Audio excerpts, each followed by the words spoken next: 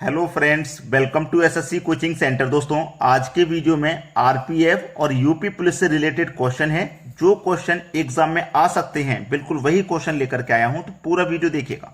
चलिए स्टार्ट करते हैं। पहला सवाल है, वर्तमान में ए और बी की आयु का अनुपात 3:1 है। वर्तमान मतलब कि प्रेजेंट में ए और बी की जो आयु का अनुपात है वो 3:1 है। ठीक है। 4 वर्ष पूर्व का मतलब है 4 वर्ष पहले, यानी कि प्रेजेंट से 4 वर्ष पहले, 4 वर्ष ऊपर। पहले का मतलब ऊपर जाते हैं और बाद का मतलब तो नीचे आ जाते हैं वर्तमान से। ठीक है। 4:1 था। 4 वर्ष पूर्व कितना था? 4:1 था। ए की वर्तमान आयु कितनी है? ए की जो वर्तमान आयु है वो कितनी है? इसको करने का सबसे सरल तरीका मैं आपको बता रहा हूं कि आपको क्या करना है। जो नीचे वाले रेशियो है दोनों का हमेशा अंतर करना है। 3 और 1 का अंतर कितना आ जाएगा? 2 आ जाएगा। 2 अंतर आ गया ना। ठीक है। दोनों का अंतर कितना आ गया? 2। अब ये क्रॉस मल्टीप्लाई आपको यह करना है। 1 का मल्टीप्लाई 4 से करेंगे, 4 रहेगा। 3 1 कम 3, 1 का 4 से किया 4, 3 का 1 से किया 3, तो 4 और 3 का अंतर कितना आ जाएगा? 1। पहले नीचे वाले अनुपात का अंतर करके लिखेंगे, फिर बटे में लिखेंगे क्रॉस अंतर, यानी कि पहले मल्टीप्लाई कर लो। जैसे 1 का मैं 4 से करूंगा तो 4, 3 का 1 से करूंगा 3। अब इन दोनों का अंतर करके बटे में लिखना है, गुना कर देना है। जो समय है, समय कितना है? 4 वर्ष का है। ठीक है। चलो, 1 से 2 को डिवाइड करेंगे, 2 ही बार में जाएगा। 2 का मल्टीप्लाई 4 से करेंगे तो कितना हो जाएगा? 8 हो जाएगा। 8 हो गया ना। अब एक जरूरी बात यह है, उसने पूछा ए की वर्तमान आयु कितनी है। ए की वर्तमान आयु यानी कि प्रेजेंट का अनुपात कितना है? 3। अगर मैं 8 का मल्टीप्लाई 3 से कर दूंगा तो 24 हो जाएगा। तो 24 ऑप्शन में नहीं दिया गया, यानी कि आपकी जो उम्र है वो वर्तमान की ऐसे नहीं निकलेगी। कैसे निकलेगी उस पर ध्यान दीजिए। जो अनुपात पूछा गया है कभी भी उससे अनुपात से मल्टीप्लाई मत करो। जैसे वर्तमान का पूछा गया है ना, तो वर्तमान के अनुपात से मल्टीप्लाई कभी मत करना। उसके अपोजिट में जो दिया गया है उससे करिए। जैसे ए का वर्तमान का 3 है, लेकिन 4 वर्ष पहले का अनुपात कितना है? 4। तो 4 वर्ष पहले वाले अनुपात से मल्टीप्लाई कर दो, 8 चौके 32 हो जाएगा। यानी कि 32 उम्र निकल के आ गई ए की। वर्तमान से 4 वर्ष पहले की उम्र उसकी 32 साल है। अब 32 साल कब है? प्रेजेंट से 4 साल पहले की। अब पहले से मैं वर्तमान में आऊंगा तो 4 जोड़ के आऊंगा, क्योंकि 4 साल पहले की है। तो 4 जोड़ के वर्तमान में आऊंगा तो 32 में 4 जोड़ देंगे तो कितना हो जाएगा? 36। यानी कि उसकी जो वर्तमान उम्र है ना ए की, वो 36 बरस है। सी ऑप्शन हो जाएगा सही जवाब। हमेशा इसी तरीके से आपको करना है ताकि कोई गलती प्रश्न में ना हो। चलिए अब देखते हैं अगला प्रश्न। अगला प्रश्न है, एक मिश्रण में दूध और पानी का अनुपात 5:1 है। दूध और पानी का जो अनुपात है वो 5:1 है। ठीक है। 5 लीटर पानी मिलाने पर दूध और पानी का अनुपात 5:2 हो जाता है। 5:2 हो जाता है। पानी मिलाने पर 5 लीटर, अगर हम 5 लीटर पानी मिला देते हैं तो अनुपात 5:2 हो जाता है। मिश्रण में दूध की मात्रा कितनी है? देखिएगा, मैं यहां पे एक चीज आपको क्लियर कर दूं कि दूध पहले भी मेरे पास 5 था, बाद में भी 5 ही है। दूध में कोई फर्क नहीं पड़ा। फर्क पड़ा तो किस पर पड़ा? पानी पर। पहले पानी अनुपात में 1 था, लेकिन 5 लीटर पानी बढ़ाने पर अनुपात पानी का 2 हो गया। पहले अनुपात देखो कितना था? पानी का 1।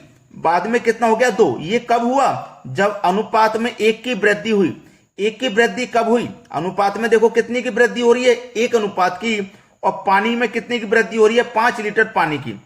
अनुपात में 1 पानी की वृद्धि है, रियल में 5 लीटर पानी की वृद्धि है, यानी कि 1 अनुपात की वैल्यू 5 है। 1 अनुपात की वैल्यू 5, तो 2 अनुपात की वैल्यू 10।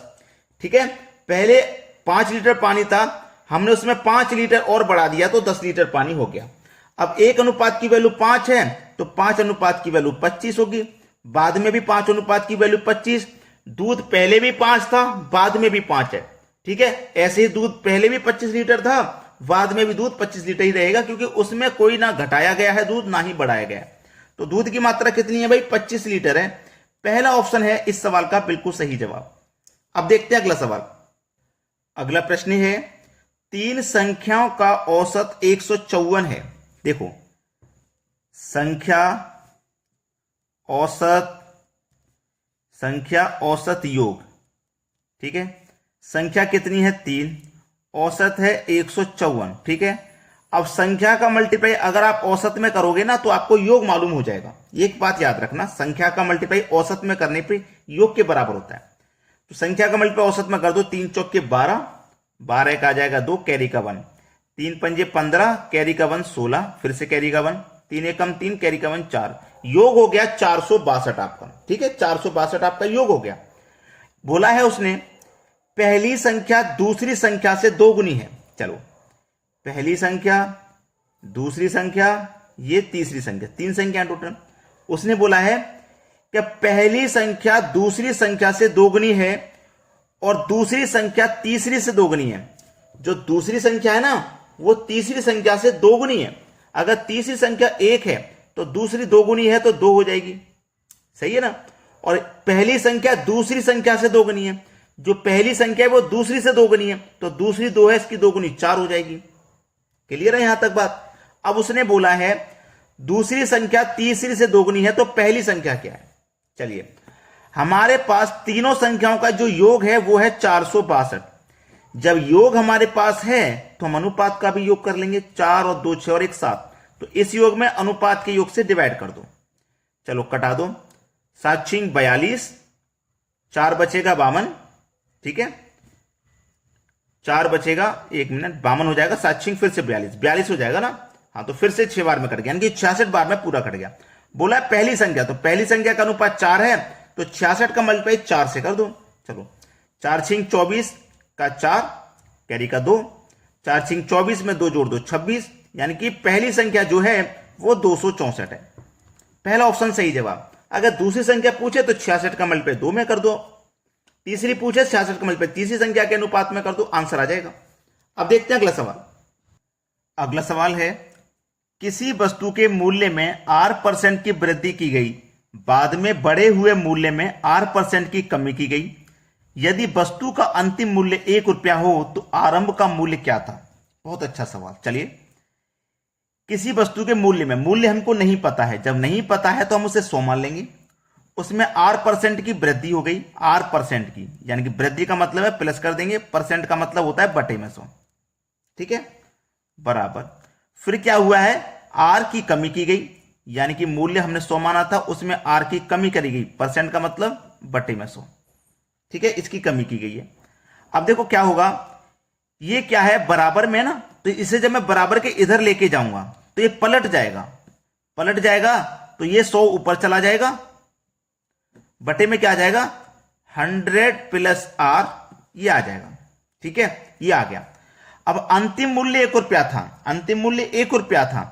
अब देखो यहां पे क्या हो जाएगा, ये क्रॉस मल्टीप्लाई आप सीधा सीधा करोगे तो 100 का मल्टीप्लाई 100 में करोगे तो 10,000, बटे में आ जाओ। 100 माइनस R का मल्टीप्लाई 100 माइनस R से करोगे, ठीक है, 100 माइनस R का मल्टीप्लाई 100 प्लस R से करोगे तो प्लस माइनस का गुना माइनस होता है, तो 100 का मल्टीप्लाई 100 से करोगे, भाई 100 का मल्टीप्लाई 100 से करोगे और R का मल्टीप्लाई R से करोगे, तो 100 का मल्टीप्लाई 100 से करो तो 10,000,